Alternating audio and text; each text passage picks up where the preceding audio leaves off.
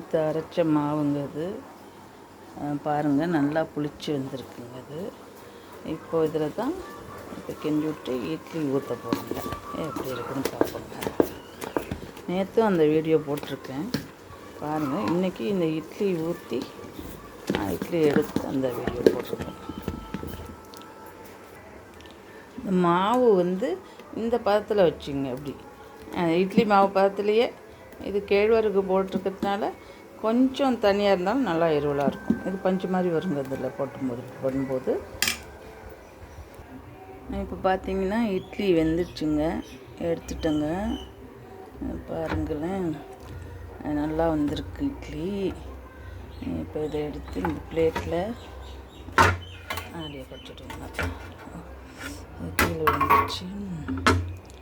இப்போ பாருங்கள், நல்லா அருமையாக வந்திருக்குங்க இட்லி. சூப்பர்.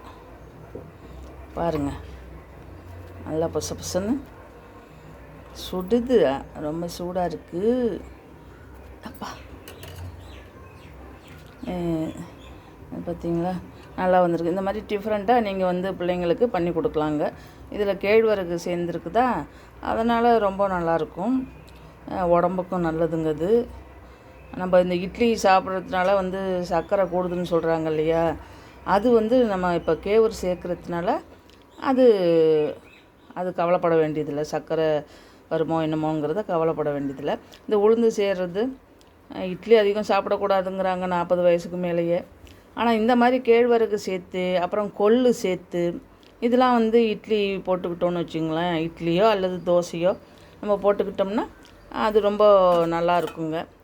அந்த சர்க்கரை வருங்கிற பயம் வேண்டியதில்லை. இதோட நம்ம சட்னி ஆட் பண்ணி சாப்பிட்ற வேண்டியதுதாங்க. ரொம்ப நல்லா வந்திருக்குங்க. எல்லாருமே பயன்படுத்தி பாருங்கள். நேற்றுக்கு அந்த வீடியோவில் அந்த ஊற வச்சது, அரைச்சது அதெல்லாம் கூட போட்டிருந்தேன். இன்றைக்கி காலையில் அந்த புளிச்சு எப்படி வந்திருக்குங்கிறத போட்டிருக்கேன். இட்லியும் போட்டிருக்கேன். இந்த 2 வீடியோவும் பார்த்துங்க. என்னால் சேர்த்துலாம் போட தெரியல, எனக்கு முடியல. இப்போ இதை பார்த்துக்குங்க, எல்லோரும் பாருங்கள். இதே மாதிரி செஞ்சு சாப்பிடுங்க. சர்க்கரை இல்லாமல் நலமுடன் உடம்ப பார்த்துக்குங்க. இதில் எனக்கு பார்க்குறவங்க சப்ஸ்கிரைப் பண்ணுங்கள், லைக் பண்ணுங்க. ரொம்ப நன்றிங்க.